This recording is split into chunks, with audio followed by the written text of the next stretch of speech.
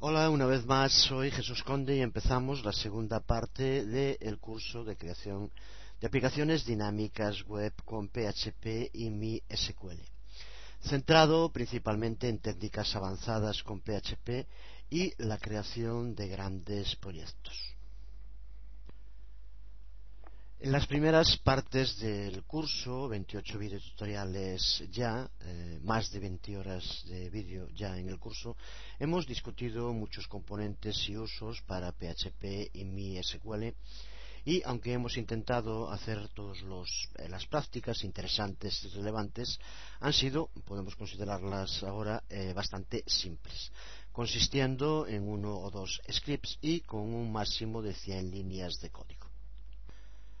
Cuando estemos construyendo aplicaciones web del mundo real, las cosas raramente son así de simples.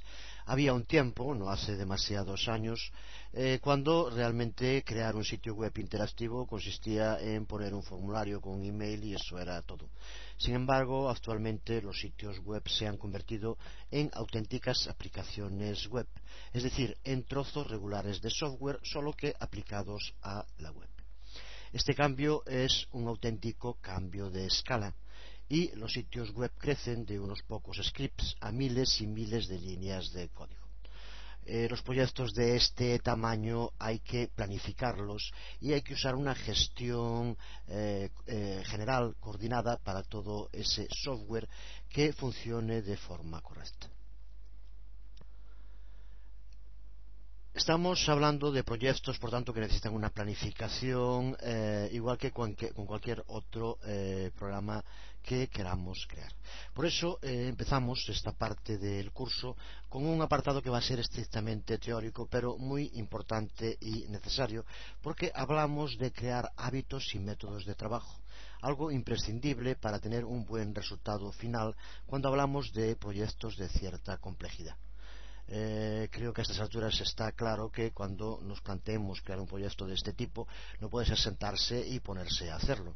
Tiene que haber toda una elaboración previa, una planificación previa en el que nos marquemos de forma clara cuáles son nuestros objetivos, a quién van dirigidos y, en definitiva, qué es lo que queremos hacer.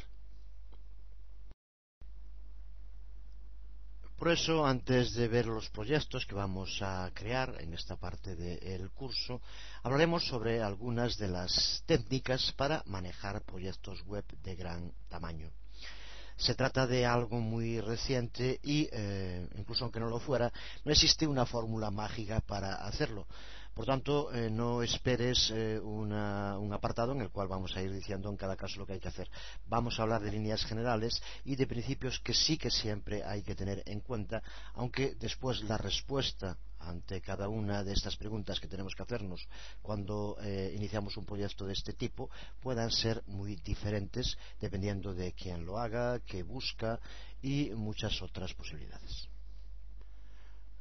Porque sí que hay unos pasos fundamentales que siempre tendremos que tener en cuenta en la creación de estos proyectos, que ahora resumimos y luego veremos un poco más en detalle. Voy a intentar también, incluso en este tema, aunque sea muy teórico, ir a lo fundamental, no pararme nada en temas de relleno, que creo que no tienen cabida en videotutoriales. Quizás aquí en otros tutoriales escritos, de los que hay miles, sí se pueda insistir más en determinados aspectos, pero yo creo que aquí sobre todo nos interesa ir a temas concretos para no sobrecargar los videotutoriales. Enumeramos, por tanto, estos pasos fundamentales en la creación de un proyecto web. Algunos de ellos insistiremos, en otros no. Por ejemplo, el primero, el aplicar ingeniería de software al desarrollo web, que es muy importante, pero que, en resumen, cuando decimos aplicar ingeniería de software al desarrollo web, nos referimos al resto de los pasos. Decíamos antes que estamos hablando de proyectos complejos y, por lo tanto, es importante desarrollarlos como se hace con cualquier otro trozo de código para programas de software que no sean para la web. Eso requiere un método de trabajo, una planificación y la aplicación en su momento cuando se creó de los métodos de ingeniería a la creación de software. Eso también tenemos que hacerlo en la elaboración de proyectos web. pero que se resume, por tanto, fundamentalmente en cuando queramos crear lo que denominamos aplicaciones web, planificar y ejecutar un proyecto. Algo que tiene sobre todo que ver con el trabajo con método. Y cuando hablamos de procesos complejos es imprescindible por muchas razones. Siempre es importante tener un método, pero la planificación y ejecución de proyectos de este tipo es un paso previo que muchas veces requiere mucho tiempo, pero que es imprescindible. Y justo dentro de lo que entendemos por esa planificación son los otros apartados que vemos aquí. La reutilización de código. Recuerda que estamos hablando de programas open source o de código abierto, que la reutilización es una de las partes fundamentales en la creación de un proyecto. La forma en la que vamos a escribir el código, la necesidad de utilizar una serie de estándares en el tipo de nombres de variables, funciones importantes para hacer un código legible. El tipo de entorno de desarrollo que vamos a utilizar, cómo vamos a documentarlo, la creación de prototipos. Algo también fundamental, separar la lógica, los contenidos y la presentación, o lo que podemos decir en otras palabras, la parte PHP, la parte HTML y CSS de nuestro proyecto. Y después es importante optimizarlo, conseguir el proyecto que funcione de la mejor manera, de la forma más rápida y requiriendo la menor cantidad de espacio. Por tanto, dentro de este resumen de lo fundamental, los pasos fundamentales en la creación de un gran proyecto web, los dos primeros podemos resumirlos en la necesidad de planificar y ejecutar el proyecto de la aplicación. Nos referimos con esto, lo repito una vez más, a la necesidad de dedicar un tiempo, importantísimo tiempo, antes de empezar a crear la aplicación, en definir claramente qué es lo que queremos conseguir. Respecto a esto, lo primero que hay que decir es que no existe una forma mejor, una metodología mejor de llevar a cabo un proyecto. Eso depende de muchísimas cosas. Sin embargo, sí que es cierto que hay determinadas cosas que siempre deberemos de considerar para llevar a cabo ese proyecto. Aquí las hemos listado en un determinado orden, ni siquiera es necesario ni mucho menos seguir este mismo orden. De nuevo, eso depende de lo que cada uno esté haciendo y cómo quiera hacerlo, pero sí que debería siempre intentar darse respuesta a estas preguntas. Por tanto, la importancia fundamental, el énfasis en toda esta parte, en este vídeo tutorial de introducción, está en que tomemos conciencia de la importancia de estos temas y de elegir técnicas que trabajen para nosotros y habituarnos a tener buenos métodos, a tener buenos hábitos de trabajo. Por eso, antes de empezar, deberíamos de pensar en lo que estamos intentando construir, cuál es el objetivo final, pensar en para qué se va a usar esa aplicación, para qué fundamentalmente la van a usar los usuarios de la aplicación, porque existen muchos proyectos web que pueden ser técnicamente perfectos, pero fallan porque no tiene un real interés su función. En proyectos de esta complejidad también es importante desde el principio no verlos como un único componente, sino que un proyecto de este tipo va a estar formado por muchos componentes. Es importante tener claro qué partes va a tener la aplicación, cómo trabaja cada uno de los componentes que la forma, cómo se van a adecuar todos esos componentes entre sí, diseñar escenarios, mapas conceptuales o lo que denominan en inglés los storyboards. Puede ser un buen comienzo para tener claro qué es lo que vamos a hacer. Después de que tengamos esto claro y que sepamos, tengamos una lista de los componentes que vamos a necesitar, es también muy importante mirar cuáles ya existen. Si un módulo prescrito cumple ya esa funcionalidad, no tiene sentido ninguno que queramos volver a hacerlo. Está para usarlo, como ya indicamos en muchas ocasiones. porque particularmente en la comunidad de código abierto Open Source, que es simplemente una revolución, aunque mucha gente no se haya enterado, existe mucho código preexistente. Todos podemos aportar cosas que al compartirlas lleva a un proceso en crecimiento geométrico impresionante y que está transformando la web, por mucho que le duela a las grandes multinacionales.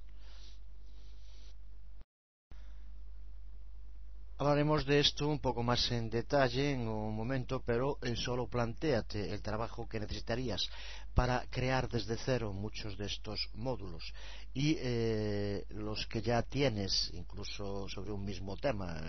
Ahora, pues algunos de los vamos a ver, por ejemplo, si queremos crear un web email, un servicio de web. Podemos crearlo nosotros mismos, pero no tendría sentido hacerlo desde cero. Existen multitud de módulos que ya lo hacen y lo que importa en este caso es saber readaptarlo y a partir de lo que hay, eso es el código abierto, hacer el nuestro propio. El nuestro propio que después también habría que poner a compartir con el resto de la comunidad. Me imagino ya algún buitre de siempre imaginándose él aprovechándose del trabajo de los demás y después siendo mezquino.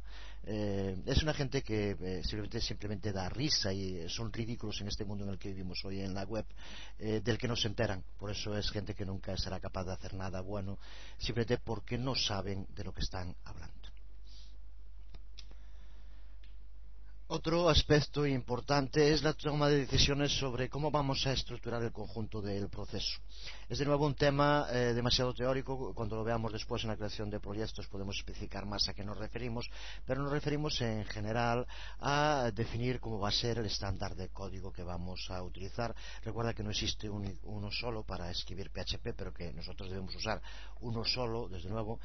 Cómo va a ser la estructura de árbol y directorio que vamos a utilizar, el tipo de versión, la documentación, trabajos que parecen rutinarios pero que son muy importantes para tener un proyecto realmente sólido y bien planificado. Llegados a este punto y con un trabajo que parecería que simplemente es previo, y es así, pero que a partir de él, si se tiene claro esto, simplemente es encajar las piezas y con ellas construir el prototipo, basado en toda esta información previa. Tendríamos, por tanto, en ese prototipo lo que se denomina a veces, cuando se habla de estos temas, un alfa, que ya podríamos empezar a testear, mostrárselo a los usuarios, que probaran si funciona. A partir de ahí se abre todo el proceso de depuración, de ir viendo fallos, cosas que pueden mejorarse, modificaciones necesarias para conseguir el producto final tal y como lo queremos. Y recuerda que para todo esto es muy importante separar siempre el contenido y la lógica dentro de la aplicación. Explicaremos esto más en detalle en un momento. Tenemos que llevar también a cabo todo este tipo de optimizaciones en el código para mejorar el resultado final. Y desde luego las pruebas con el proyecto ni mucho menos tienen que ser sobre todo el proyecto. Como decíamos hace un momento, este va a estar formado por módulos, por componentes que podemos ir probando parcialmente, depurando y mejorando sin esperar a hacerlo con el proyecto final, con el que también tendremos que hacerlo posteriormente. Y dentro de estos temas empezamos entonces a profundizar un poco más en ellos y el primero en el uso, comentamos hace un momento, en la reutilización de código. Porque muchos programadores a menudo cometen el error de reescribir código que ya existe.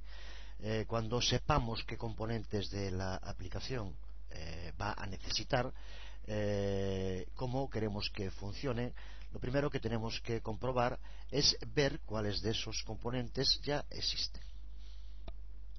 Por ejemplo, a veces reescribimos una función accidentalmente porque no hemos mirado en el manual si existe esa función que cubra la funcionalidad que necesitamos. Por eso siempre es muy importante tener a mano el manual PHP. Si estamos online, mucho mejor. Si no, todavía podemos descargarlo y utilizarlo. De todos modos, es mejor hacerlo online, ya que se trata de un manual que se está actualizando constantemente. De nuevo, es el poder del software libre y, por lo tanto, en cualquier momento podemos encontrar cosas nuevas, readaptaciones. Ahí puedes ver las dos direcciones. En general, con la primera ya detecta automáticamente el idioma de tu ordenador y ya entra en ese ordenador. En mi caso, con la primera, pues ya entra en el manual en castellano. Aquí vemos en la versión online.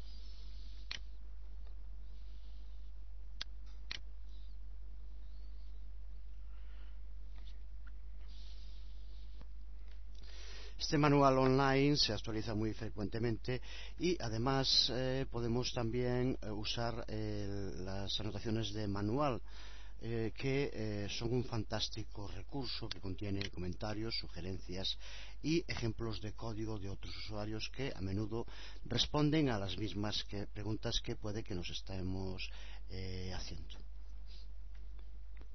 Por ejemplo, dentro de las funciones, pulsamos sobre cualquiera de las funciones de FTP, por ejemplo, y además de explicaciones muy en detalle sobre todo lo relacionado con estas funciones, observa cómo aparecen multitud de ejemplos de código ya escrito para establecer conexiones básicas. Aquí vemos más ejemplos, hay multitud de ellos que, como vemos, nos sirven para, a partir de él, con determinadas adaptaciones, conseguir lo que estamos buscando. Es un ejemplo, simplemente porque pulsamos sobre él, pero con cualquier otro podríamos ver lo mismo.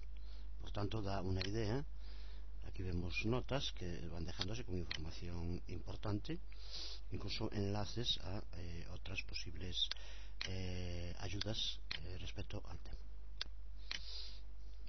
Si resulta que la funcionalidad que necesitamos no se encuentra en la librería PHP, tenemos entonces dos selecciones. Si se trata de algo simple, podemos elegir escribir las propias funciones o objetos, que siempre va a ser de todos modos necesario.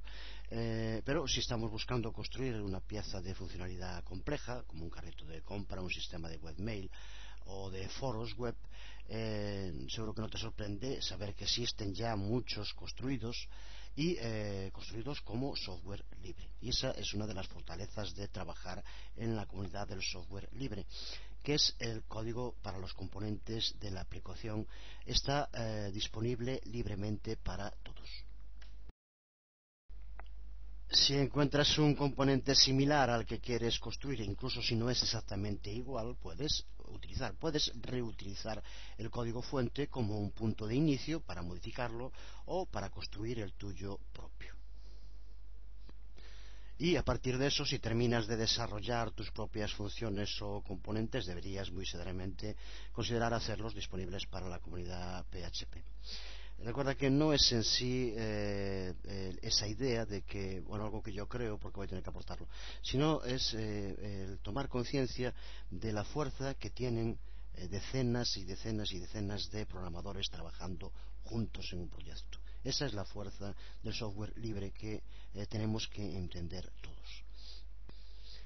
Porque hacer disponibles para la comunidad PHP o en general para la comunidad de software libre lo que vayamos creando es el principio que mantiene a esta comunidad de desarrolladores de PHP como un grupo activo de conocimiento, de ayuda y que está realmente transformando la red en un sentido mucho más social. Pues en este proceso de planificación, además de usar el manual, buscar y reutilizar código, otra parte muy importante es la que podemos denominar los estándares de código o las normas que vamos a seguir en la escritura de código. Se trata de otro tema que a menudo se pasa por alto en la creación de aplicaciones web porque lo hacemos con prisa, siempre presionados, y acabar rápido a veces parece más importante que planificar. Sin embargo, un poco de tiempo usado en esto puede salvarnos mucho tiempo más tarde cuando queramos volver sobre la aplicación y nos cueste entender determinadas partes de la misma. Nos referimos a algo tan sencillo, pero no por eso menos importante, como las normas que vamos a seguir a la hora de describir los nombres que vamos a utilizar en nuestra aplicación. Y esas normas que podríamos resumir, la primera es hacer que el código sea fácil de leer. Si definimos varias variables y funciones, estas deben tener nombres significativos que deberían ser capaces de darle un sentido como si fuera una frase en castellano. Que sería lo que nos gustara a nosotros, aunque justo por lo que comentábamos antes de la existencia de mucho código ya escrito, la mayor parte está en inglés. Aunque de todos modos los nombres que nosotros le demos a nuestras aplicaciones no tienen por qué estar en inglés, aunque eso es una decisión. Hay programadores que, aunque sean castellanos, creen que es mejor adaptarse a ese idioma internacional en la escritura de código de programación y no tiene sentido escribirlo en castellano. Solo por poner un ejemplo, recuerda que el que puede ser el mejor ejemplo de este tipo de aplicaciones web de momento, que es el PHP Nuke, que es un programa que el código pues está escrito en inglés, es hecho sin embargo por un castellano hablante. Se trata de Francisco Burci, del que los que sigáis este curso seguro que muchos conoceréis y desde luego muchos admiramos. Otra norma en el tema de los nombres es darles identificadores que sean fáciles de recordar. Si por ejemplo queremos crear una variable que va a almacenar apellidos, pues lo lógico es darle como nombre de variable apellidos. En este caso creo que es obvio, pero desde luego que no siempre es tan sencillo y siempre tendremos que intentar darle un nombre a la variable que nos permita rápidamente entender para qué sirve. Buscando siempre un balance entre el tamaño y la legibilidad. Por ejemplo, si a esa variable apellidos le diéramos el nombre o simplemente lo hiciéramos con la letra A, hiciéramos una variable signo de variable A, sería mucho más fácil de escribir, tendríamos que escribir solo una A. Pero si usamos ese método tendríamos unos códigos que no había nadie capaz de entender. El extremo contrario sería si le diéramos, por ejemplo, apellido del usuario actual. Sería una forma en la que fuera muy concreto, nos diría claramente qué es lo que pone, pero ocuparía mucho espacio y aparte no aporta una información realmente importante. Bueno, como dije al principio, está siendo esto demasiado teórico, ya lo sé. Tendremos que ver pues lo de la variable, por ejemplo, sobre la propia escritura de código, pero creo que no tiene sentido. Escribimos ya muchísimas variables, vamos a escribir muchas más a lo largo del curso y estos temas están saliendo a cada momento. Simplemente ahora es una forma de dejar resumidas aquí las principales cosas a tener en cuenta cuando decidimos de qué modo vamos a escribir nuestro código. Y sobre esto, otro tema también muy importante al escribir código PHP es el tema del uso de las mayúsculas o minúsculas en nuestra escritura. Recuerda, esto ya lo vimos en el curso de PHP, que en este lenguaje de programación las variables son case sensitive, quiere decir que diferencian entre mayúsculas y minúsculas, mientras que las funciones no lo son. Por eso, cuando escribimos variables, depende de nosotros decidir cómo podemos escribirlas y eso es importante para tener un código claro para nosotros mismos. Podemos decidir utilizar solo minúsculas, podemos decidir utilizar solo mayúsculas o capitalizar la primera letra de la palabra y de ese modo lo que sí es importante, de nuevo volvemos a que no existe una norma única, pero sí es importante que nosotros sigamos siempre una misma norma, ya que si no puede llevarnos a mucha confusión. Decíamos en el curso de PHP, por ejemplo, que podría ser buena idea distinguir entre variables y constantes, escribir las variables solo con minúsculas y las constantes con mayúsculas. No es obligatorio, pero puede ser una buena norma de escritura para, con un simple vistazo, poder ver en cualquier código donde tenemos localizadas las variables y donde las constantes. Una malísima práctica, aunque permitida, es tener dos variables con el mismo nombre pero con diferente capitalización. Nos referimos a escribir una variable nombre todo minúsculas y otra variable nombre que empezara con la N mayúscula. Eso es perfectamente válido, pero es terrible en cuanto a escritura de código, y creo que a estas alturas ya no es necesario explicar por qué es un auténtico lío. Lo mismo se puede decir respecto a la utilización de capitalizaciones que podemos denominar raras. Por ejemplo, escribir las dos primeras letras de una palabra mayúscula, la tercera minúscula y las tres últimas mayúsculas otra vez, porque eso, por ejemplo, mi SQL, si lo observas, lleva la segunda Y minúscula y después las otras mayúsculas.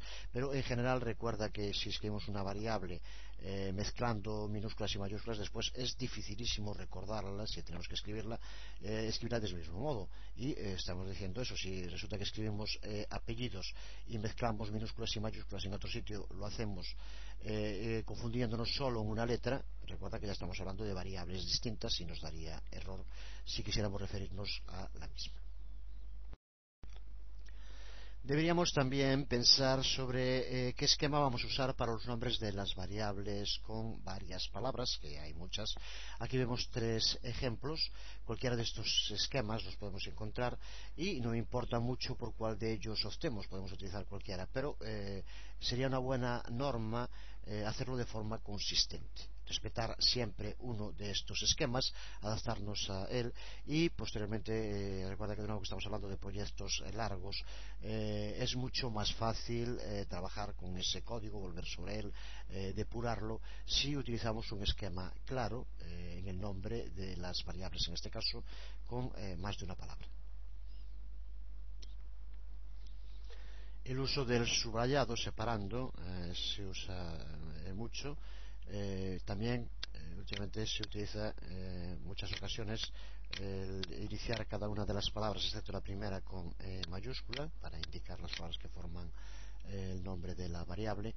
En fin, cualquiera de ellos, pero pensar antes de empezar a escribir el código cuál vamos a utilizar.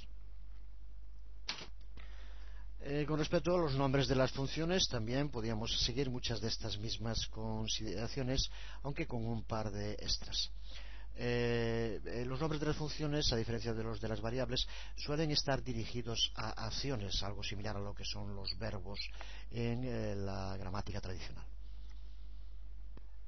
Consideremos algunas de las funciones PHP preconstruidas y que ya utilizamos, como es @slash o MySQL Connect.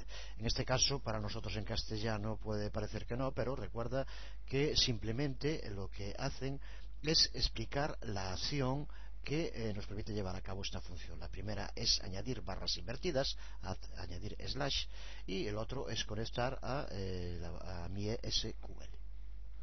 Por tanto, lo que hacen los nombres es describir lo que llevarán a cabo, los parámetros que tenemos que pasar.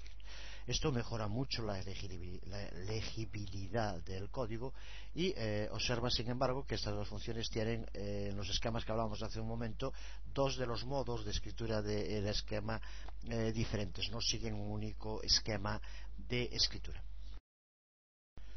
Las funciones de PHP en este sentido son muy inconsistentes y hasta cierto punto es muy lógico, debido a que, como estamos explicando, ha sido escrito por un gran número de gente y cada uno se adapta a las normas a las que está habituado a trabajar, con las que está habituado a trabajar.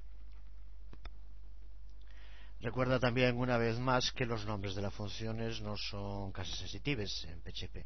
Por eso, si @slash lo escribiéramos así, en este caso no estamos hablando de una función distinta, sino que sería la misma, cosa que no ocurre con las variables. De todos modos, esto ni mucho menos quiere decir que sea una buena norma hacerlo. Siempre hay que intentar escribir los nombres de variables y funciones del mismo modo. Dentro de estas normas de escritura puede que también sea interesante considerar la posibilidad de utilizar el esquema de denominación de módulos que usa el propio PHP y que es prefijar el nombre de funciones delante del nombre de módulos. Por ejemplo, todas las funciones MySQL empiezan con MySQL delante, como vimos en su momento cuando las escribimos. Las funciones IMAP lo mismo. Por tanto, si nosotros creamos un módulo, por ejemplo, dedicado a carrito de compras, todas las funciones relacionadas con ese módulo pues podrían llevar perfectamente delante la palabra carro, o si queremos utilizar las palabras en inglés, pues cart. En resumen, por tanto, respecto a estas normas de escritura de los nombres que vamos a utilizar en nuestro código, podemos señalar que no es tan importante el estándar que decidamos utilizar como tener uno. Lo que sí es importante es que tengamos nuestras propias normas y que las sigamos siempre, y eso va a ayudarnos a hacer nuestro código mucho más entendible, mucho más legible y, por lo tanto, mucho más fácil de trabajar con él posteriormente. Otro tema importante es la introducción de comentarios en el código. Antes veíamos en la página PHP, aquí lo tenemos. Vemos en este ejemplo cómo se introducen comentarios en las distintas partes del código. Es también algo muy necesario a la hora de escribir código para hacerlo sostenible, legible, entendible y utilizable posteriormente.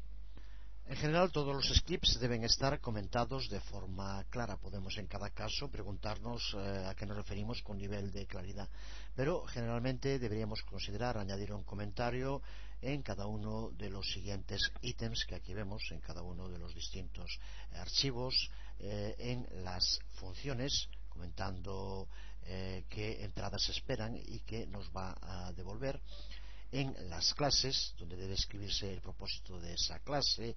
Los métodos de clase deben tener el mismo tipo y nivel de comentarios que cualquier otra función. En general, como norma, tenemos que intentar siempre introducir comentarios en todas las partes significativas de nuestro código. Y sobre todo cuando por alguna razón nos lleva mucho tiempo escribir un trozo de código o lo escribimos de una forma extraña, necesario por la razón que sea, es muy importante escribir comentarios explicando claramente lo que hemos hecho, con el riesgo de que si no lo hacemos, muy probablemente cuando volvamos sobre ese código un tiempo después nos cueste entender a qué se debe que hayamos hecho algo así. Y otra cosa muy importante es seguir la pauta de hacer los comentarios al tiempo que vamos escribiendo ya el código. Muchas veces se piensa en escribir el código y posteriormente, después de haber terminado el proyecto, pues escribir los comentarios. Realmente en muchas ocasiones después no se hace por las prisas que suele haber o por simplemente no dedicar un tiempo posteriormente.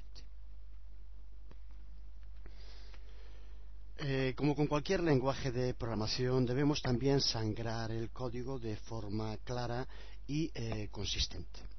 El sangrado hace que el código sea más fácil de leer y más rápido de entender.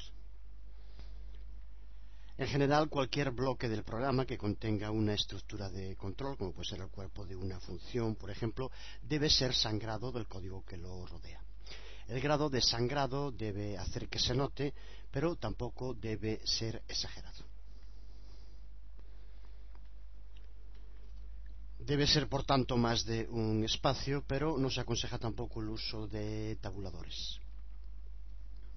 En general puede estar bien un nivel de sangrado entre 2 o 3 espacios, aunque si usas algún editor de programación, como usamos nosotros, por ejemplo, PHP Expert, para este curso en concreto, hay otros muchos, ya establecen los sangrados automáticamente estos editores.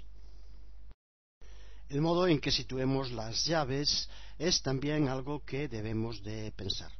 En general se suelen usar dos esquemas que vemos en este ejemplo. Como ves aquí se pone la llave después de la condición y en este caso se pone en una línea distinta. De nuevo, da igual cuál de ellos usar, pero sí recordamos la importancia de ser consistentes y utilizar siempre el mismo para hacer nuestro código más legible y más reutilizable. Otro aspecto importante a tener en cuenta, del que ya hablamos en parte en el curso sobre PHP, es la necesidad de subdividir el código. Los códigos monolíticos gigantes son algo terrible. Hay gente que tiene la costumbre de escribir un único script enorme que hace todo en un único archivo. Es muchísimo mejor, como norma, subdividir el código en funciones o en clases y poner los distintos ítems relacionados en archivos include, como vimos en su momento. Podemos, por ejemplo, poner todas las funciones relacionadas con las bases de datos en un archivo al que podemos llamar, por ejemplo, funcionesdb.php. Podemos señalar muchas razones para dividir el código, porque es mejor subdividir el código de este modo en trozos sensibles. Algunas de ellas, como es, por ejemplo, hacer el código más fácil de leer y de entender, hacer el código más reutilizable y minimizar las redundancias. Por ejemplo, con el archivo que decíamos antes, el funcionesdb.php, podríamos reutilizarlo en cada script en el cual necesitáramos conectar a nuestra base de datos mediante un require o un include, como vimos. Y si necesitamos cambiar el modo en el que trabaja, podemos también cambiarlo desde un único lugar. Este sistema de subdividir el código además facilita el trabajo en equipo. Si el código está subdividido en componentes, podemos asignar cada uno de ellos para desarrollar a distintos miembros del equipo. Esto significa que también podemos evitar la situación en la cual un programador tiene que estar esperando a que otro termine su trabajo.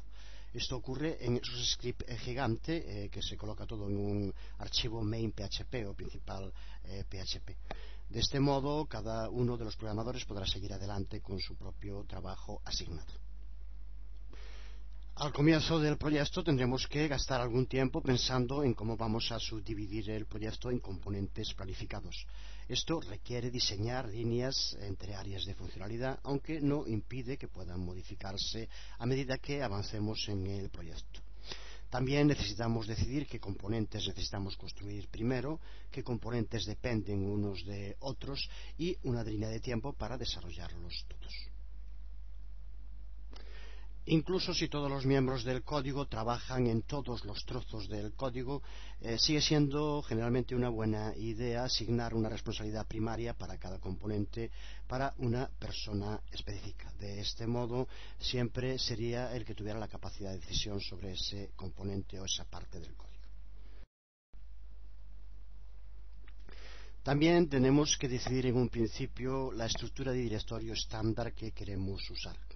Porque cuando empezamos un proyecto necesitamos también pensar en cómo se van a reflejar los distintos componentes que forman el script en la estructura de directorios de nuestro sitio web. Del mismo modo que es una mala idea tener un único script gigante que contenga toda la funcionalidad, también es una mala idea tener un directorio gigante que contenga todas las partes que forman nuestra aplicación, nuestro sitio web. Decidir cómo vamos a dividirlo entre sus componentes, la lógica y el contenido, así como las librerías de código compartidas, es muy importante. Debemos documentar esta estructura y asegurarnos que todo el mundo que trabaje en el proyecto tenga una copia, de modo que pueda encontrar dónde se encuentra cada una de las partes. Recuerda que estamos haciendo referencia a proyectos de tamaño considerable y que pueden ser realizados por más de una persona, por equipos, lo que hace que la forma de trabajar cambie.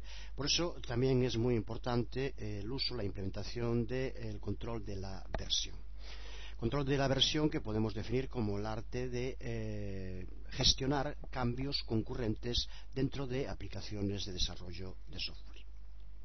Imaginémonos, por ejemplo, una situación en la cual estamos intentando mejorar un trozo de código, pero accidentalmente tenemos un problema y se estropea y no tenemos forma de volver a la versión anterior porque ya hemos guardado en alguna ocasión este archivo. Es algo realmente muy fastidioso y que puede hacernos perder mucho tiempo. O imaginémonos que nosotros mismos o algún cliente para el que trabajemos decida que prefiere una versión anterior del sitio a la actual. Necesitamos poder volver siempre a esas versiones previas por razones de muchos tipos. Este sería alguno de los ejemplos. O pensemos en otra situación en la cual dos miembros de un mismo equipo de programación quieren trabajar en el mismo archivo. Ambos pueden abrir y editar ese archivo al mismo tiempo y sobreescribirse unos los cambios de los otros.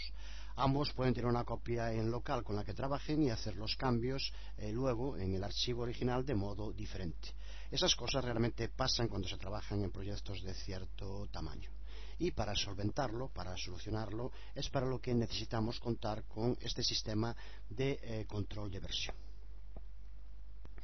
Sistema denominado CVS, Control Version System, y que lo que hace es seguir los cambios que vamos haciendo en cada archivo y guardarlos en el repositorio, de modo que podamos ver no solo el estado actual del archivo, sino como era en cualquier otro momento en el pasado. Esta característica nos permite volver a una versión anterior del código en cualquier momento.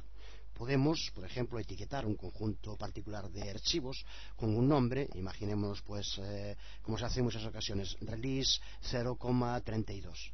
Y todos los archivos con ese nombre podemos de forma muy sencilla volver a esa versión en cualquier momento, aunque sigamos desarrollando nuestro proyecto. Este CVS también ayuda a muchos programadores, a múltiples programadores, a trabajar en la creación de código juntos. Cada programador puede tener una copia del código en el repositorio, lo que se llama un check-in o out, y cuando se hacen cambios, estos cambios pueden ser revertidos desde ese propio repositorio. El sistema de control de versión puede incluso indicar quién llevó a cabo cada uno de los cambios en el proyecto. Incluso tiene, como decíamos, la posibilidad de gestionar actualizaciones concurrentes que se lleven a cabo por dos personas distintas al mismo tiempo sobre el mismo archivo. Dos programadores pueden estar trabajando sobre ese mismo archivo, imaginémonos dos personas, una llamada Juan y otra María. Juan están con el mismo archivo al mismo tiempo, Juan termina, por ejemplo, sus cambios en un archivo particular y lo guarda en el repositorio. Cuando María también intente cambiar ese archivo e intente guardarlo, si el cambio que se ha hecho es de partes distintas del archivo, el sistema de control simplemente lo que hace es guardar los dos cambios que se han hecho, ya que no hay ningún tipo de conflicto entre ellos. Pero en caso de que sí se produzca ese conflicto, lo que hace entonces el sistema de control es informar a María, notificarle ese cambio y mostrarle las dos diferentes versiones. Pudiendo entonces María, a partir de ese aviso, ajustar la versión del código para evitar esos conflictos.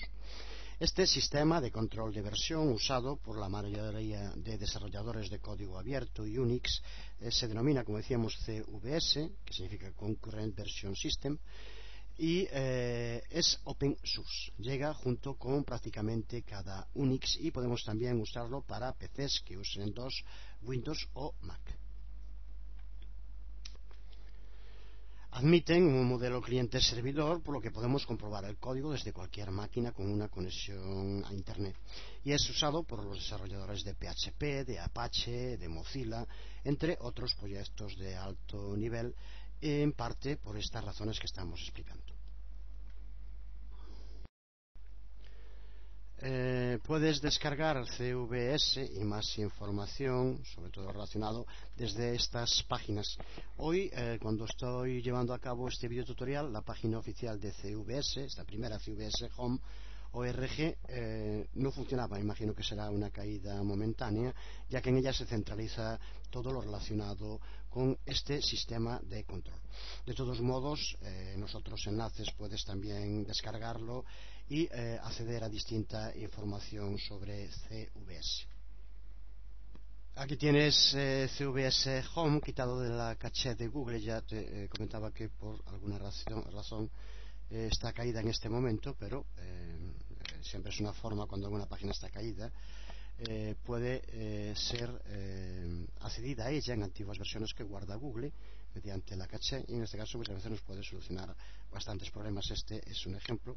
Como ves, desde aquí podemos descargar, ver las noticias, descargar las distintas versiones de CVS que hay para distintos sistemas operativos, ver un manual de CVS y estar informados en todo momento de lo que pasa con la evolución de este software libre. Estos días la comunidad de software abierto PHP está siendo objeto de nuevo de ataques de descerebrados que, al igual que si cogieran por la avenida comercial de una ciudad y empezaran a tirar cócteles molotov contra las tiendas, considerarán eso un éxito, pues están dedicando a destruir el trabajo que a mucha gente le lleva días y días y esfuerzo, y que incluso algunos tan descerebrados como ellos celebran como si fuera alguna heroicidad. Habrá que felicitarlos porque saben crear cócteles molotov. Mientras tanto, las autoridades, muy preocupadas por si nos intercambiamos alguna que otra película, obedeciendo a sus amos, las multinacionales, y estos temas que, repito, son muy dolorosos y costosos para gente que le estropean su trabajo, a veces de años, pues simplemente parece que no le interesa a nadie. Aunque esto también no deja de ser un aviso más de la importancia de planificar bien los proyectos, tener hechos backups y que nunca nos cojan sin estar preparados para estos posibles ataques al que todos estamos expuestos sin lugar a dudas. Aquí vemos otra de las páginas que indicábamos en los enlaces de antes, donde también tenemos información sobre CVS y podemos descargarlo. Por lo tanto, el acceso a este sistema de software libre es muy sencillo y no tiene por qué costarle a nadie encontrar desde dónde descargarlo. No vamos a ver en detalle el CVS, es imposible, dentro del curso nos harían falta 2000 videotutoriales, pero sí que hacemos referencia a algunos de los manuales. En la página de CVS tienes el manual oficial, pero existen también muy buenos manuales que yo conozca, por lo menos en inglés, pero el de O'Reilly Essential CVS es un excelente trabajo para quien quiera conocer en profundidad el funcionamiento de este sistema de control. Otro manual muy completo, Open Source Development with CVS, de Carl Vogel, o Pragmatic Version Control Using CVS. Existe bastante bibliografía en inglés para utilizar, aunque si hubiera que decantarse por uno, yo creo que el Essentials CVS de O'Reilly es un muy buen libro para profundizar en su utilización. Existen además una multitud de add-ons para CVS en uno de los enlaces que va en los enlaces que ponía antes y que irá también, como siempre, en la presentación junto con el video tutorial. Vemos aquí distintos add-ons, también open source, con los que nos permite personalizar y adaptar el CVS al uso que queramos darle. Y existen también alternativas comerciales a CVS, por ejemplo la propia que utiliza Microsoft, llamada Microsoft Visual Sursafe, y que integra con su producto Visual Studio. Pues hasta aquí dejamos algunos de estos temas para el próximo video tutorial, todos ellos con un gran interés si quieres introducirte de verdad de lleno en la creación de auténticas aplicaciones web. Veremos cómo podemos documentar nuestros proyectos, cómo desarrollar un prototipo del proyecto, cómo separar la lógica y el contenido dentro de la aplicación y, por último, cómo optimizar y testear, comprobar nuestro código. Nada más, hasta aquí este video tutorial número 29, pronto más.